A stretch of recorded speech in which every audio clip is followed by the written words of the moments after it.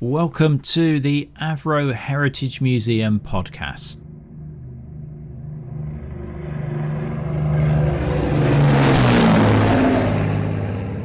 Hello and welcome. Listeners may well recall our previous episode when Jeff Brown and John Monaghan, two Lancaster veterans, chatted together and shared their memories. Jeff, who was a mid-upper gunner and then trained post-war as a pilot, became in civilian life an Avro employee working in the design office. He recently came back to Woodford to talk to us again, and we thought he would enjoy a tour of the CAE building opposite the main museum, which is not usually open to the public. This building serves as a workshop for restoration projects, as well as housing many exhibits which we simply don't have room for in the museum itself. We started off by showing Jeff an Avro 707, the aircraft developed as proof of concept of the delta wing used on the Vulcan. And we showed Jeff the trailer used to transport the Yellow Sun nuclear device to those Vulcan Strike Force aircraft. On his tour, Jeff came across an engine from one of the Avro commercial aircraft that he'd done design work on, and then we went back to the Second World War, looking at an upkeep bouncing bomb from the Dam Busters raid, as popularised by the press, although it was actually a skimming depth charge for use in what was designated by the RAF as Operation Chastise. Perhaps not surprisingly, looking at those exhibits triggered memories for Jeff of how he came to join the RAF in wartime. Well, the voices you will hear in this podcast are from Frank Plejak from the Avro Heritage Museum and Suzanne Pescott, an International Bomber Command volunteer. But we started off with Jeff in one of the pilot seats in our Nimrod cockpit, and I asked him what his involvement with the aircraft had been in his time in the Avro design office.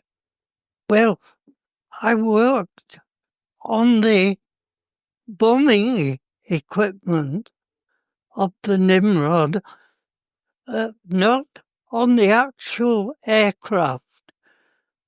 Anything that was carried and dropped from a practice bomb to bigger weapons, we did all the bomb carriers, all the ground handling equipment, and the loading equipment. Yes. Yeah.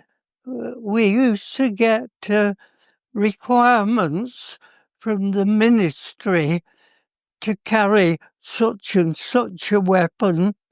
We'd be given details of the weapon, and then we had to design a bomb carrier to suit that would also suit the aircraft. So it was all that kind of equipment that we worked on.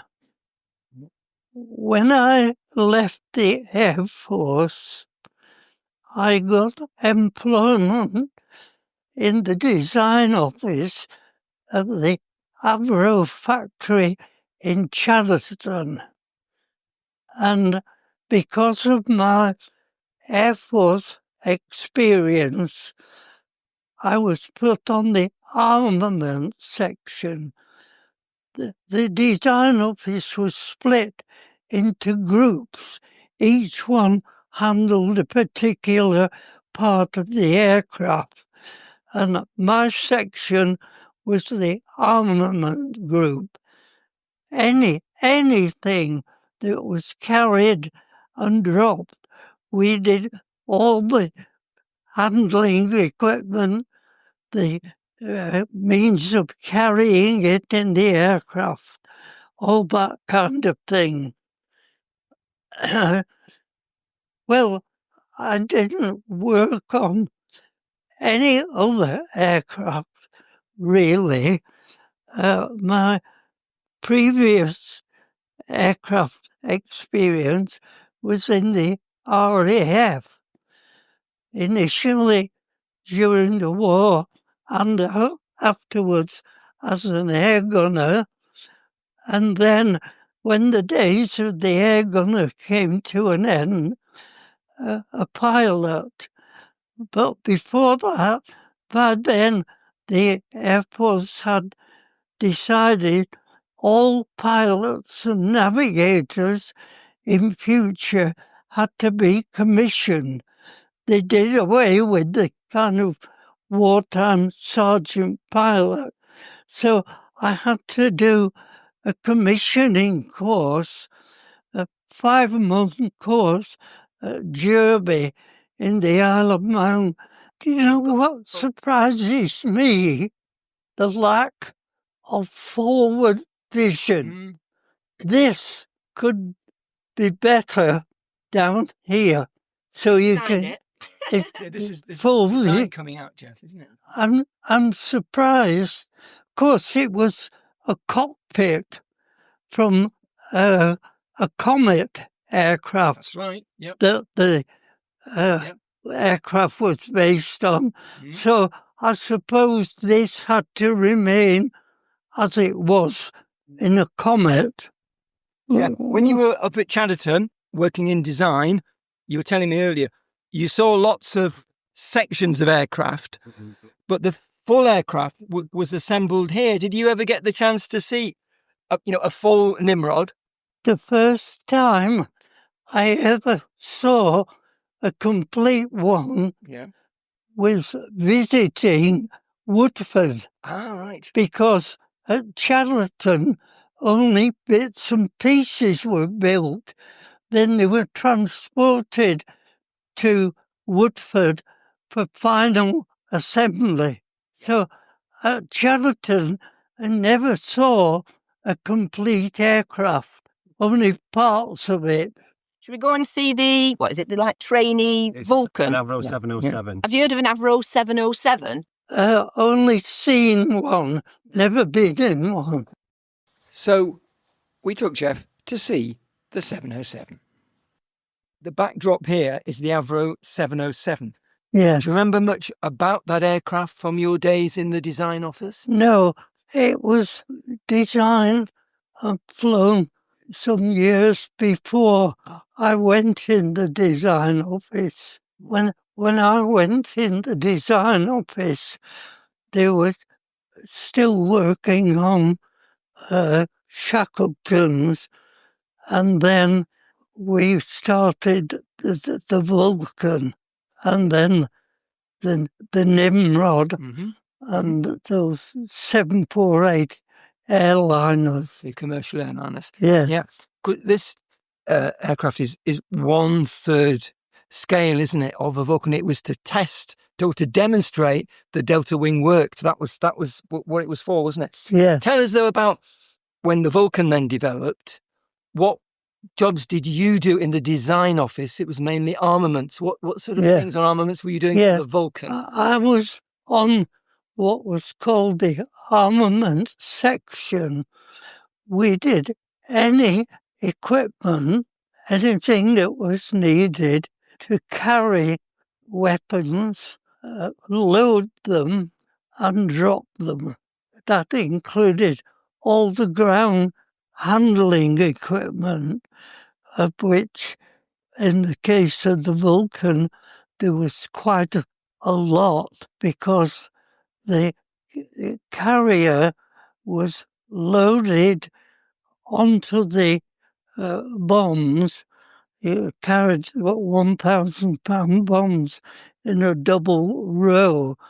The carrier was loaded onto those, and then it was wheeled under the aircraft, and at each side a big hydraulic jack was extended to reach up into the attachment on the aircraft, where it slotted into that, and then the hydraulic jack was retracted slowly, and the carrier and the bombs were all slowly lifted up until they were hard against the aircraft.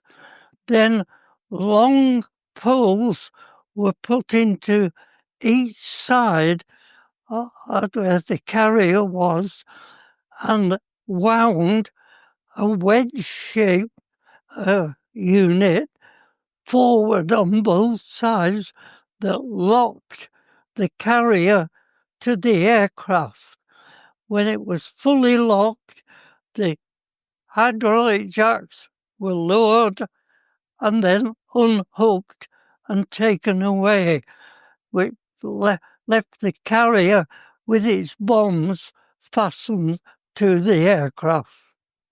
And of course, the Vulcan famously was part of the UK's nuclear strike force, wasn't it? So I guess some of that you would be talking about nuclear weapons, wouldn't you? Well, we initially were introduced to one or two of the earlier nuclear weapons.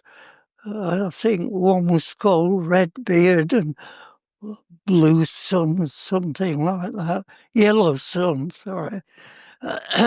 And we did the bomb carriers for those weapons, but we didn't have anything at all to do with the weapons, only a method of loading them, carrying them, and dropping them. That was the equipment we did. But you were talking about the ground handling. Absolutely vital, wasn't it? When you're handling a nuclear device, there must have been amazing protocols there in terms of safety.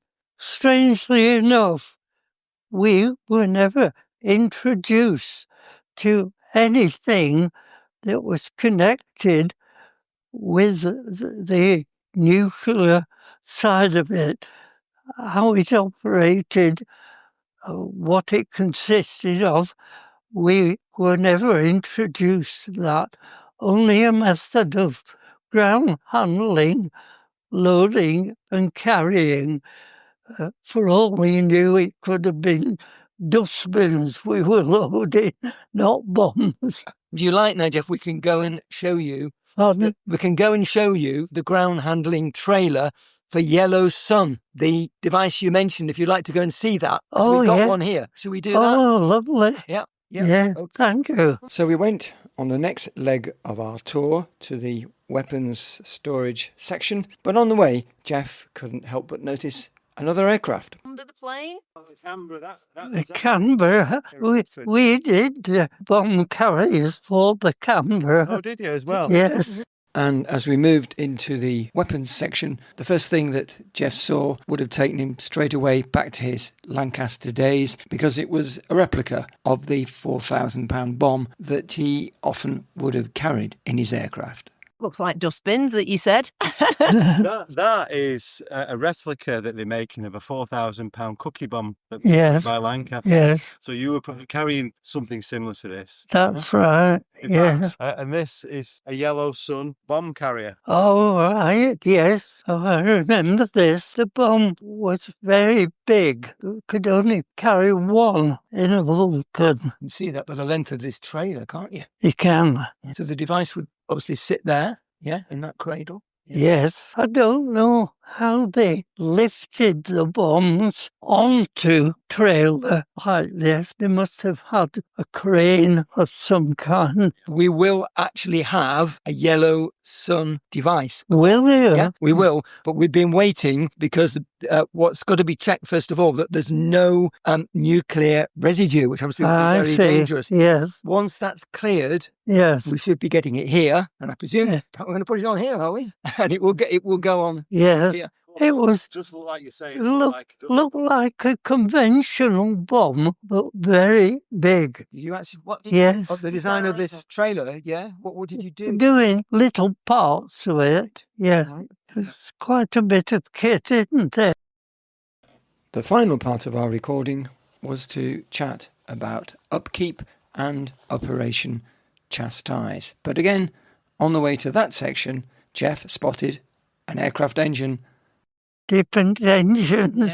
Yeah. That engine is from a 748. She mentions the commercial airliner. You worked Oh, on the design yes. on those, didn't you, as well? Yeah. Yes, Sally. we did work on the flap system. The 748 Mhm. had a specialised thing for selecting the flaps up and down. You could program it before you used it. Instead of pulling a lever and watching a gauge, you just pressed a button and it automatically did it. We worked on the flap mechanism. Genius. Do you want to go back to see the bombs? Yes, I can see the bomb. Okay. So there's a cookie that's all painted up. Oh, yeah. What you've got there is Vulcan 1,000 pounders that you've been mentioning. Yeah, a cluster. Yeah. Are they on a carrier? No, they're not, are they? No, just on a trolley.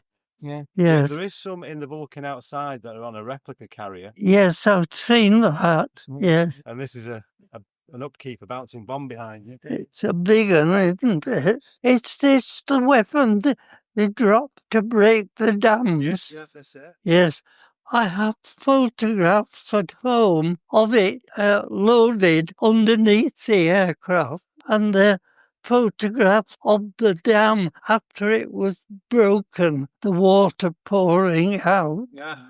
Because it created colossal damage. The flooding extended, I think, for something like 100 miles. It literally washed things away. Houses were just swept away by the torrent of water that came out of the dam. Yeah, that's the crew list. This one, AJZ, where is it? Where's Z on here? Oh, yeah. Because they bombed 3 dams. Mm-hmm. Yeah. There was Ada. Soapy. And then Yeah. I think the third one, was it called off before they actually dropped? What happened was, Two of them broke they dams, did, yeah. and one, I They think actually attacked 6 they, that night. I think they didn't drop it or something. They attacked 6 dams that night, or they should have. There were 6 target dams. There were actually 7 up until the day before. The 7th was dropped off on the night. Yes. On the evening of the 16th of May, which is just over 82 years ago. Yes. They actually attacked 6 different dams. Yeah. But only breached 2 of them.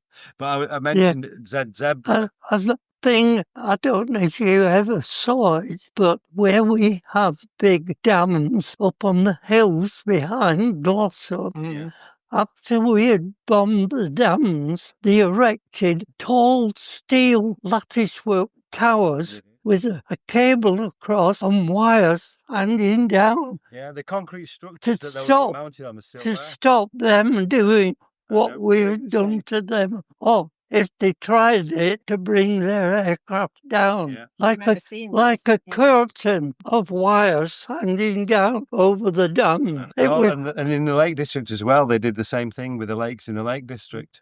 Yes. And the actual structure, the concrete structures that they mounted the towers on are still there on all the lakes. And you can go and see them. But I was going to mention Zebra that was shot down. My neighbour was the niece of the flight engineer on that. Oh, really? Yeah. Craig, were they all modified here to take the 19 aircraft? 19. Right, 19 were. Well, the here. 2023, Was it? only 19 used on the raid. Yeah. Right, okay. 23 of them, all constructed and then modified under top secrecy here. Did you catch that, Jeff? Yeah. Yes. To modify them to take this. Oh, yes. And here, where we are Woodford, on this site. Yes. Where were you born originally, Jeff? Where are you from? I know you live in Hyde now, but where are you from originally? Ashton under Lyne, my hometown. Yeah. And what year did you join the RAF? I joined in 1943. Now, that was 6 months before I was due for call-up. Now, I did that for a reason. At that time, if you waited till you were called up, you were quite likely just to be sent in the army. You couldn't choose. But if you registered at this time, had the medicals and tests, if you were accepted, you were given an Air Force number, you were sworn in, you were in the Air Force and put on what was called deferred service till you, any time after your 18th birthday, you could be called to start serving. But it guaranteed that you got what you wanted in the Air Force. And what made you choose the Air Force, Jeff? What was the attraction? I suppose I was always interested in aircraft as a child, making model aeroplanes, that kind of thing. And then when the air training course started early in the war, I was one of the early members of the Ashton unit. And of course I was introduced to a lot of aircraft methods and ways of working things before I actually was called out. So you had that interest in that Air Cadet squadron's still going. Oh, is it? I was number 176. You can tell a low number. I was one of the early members because by the time I was called up, we had 3 squadrons. There was Ashton Squadron, another squadron, and a Staley Bridge Squadron. We were all the Ashton wing of the Air Training Corps. When you joined the RAF, what was your ambition? Did you want to be a pilot? When I initially volunteered, I'd passed exams in the Air Training Corps for navigation, etc. So my aim was to be a pilot. But by the time I had the medical, they found I had a slight eye defect, and they said, we can't put you in as a pilot, we'll put you in as a wireless operator. So when I actually started serving,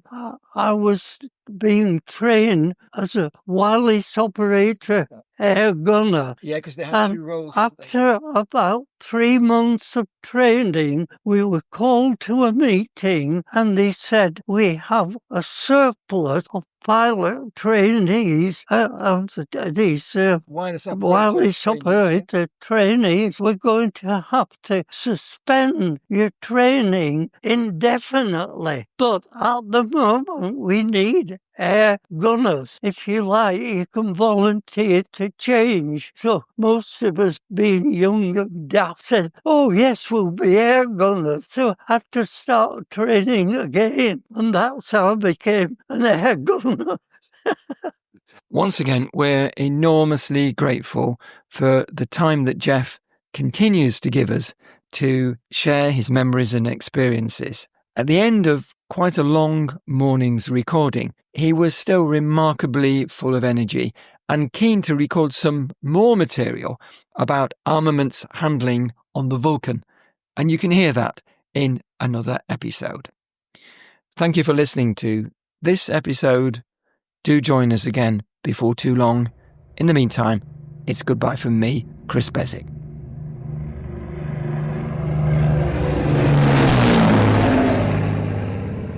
Make sure you follow us in your podcast app to ensure that you don't miss out on future episodes.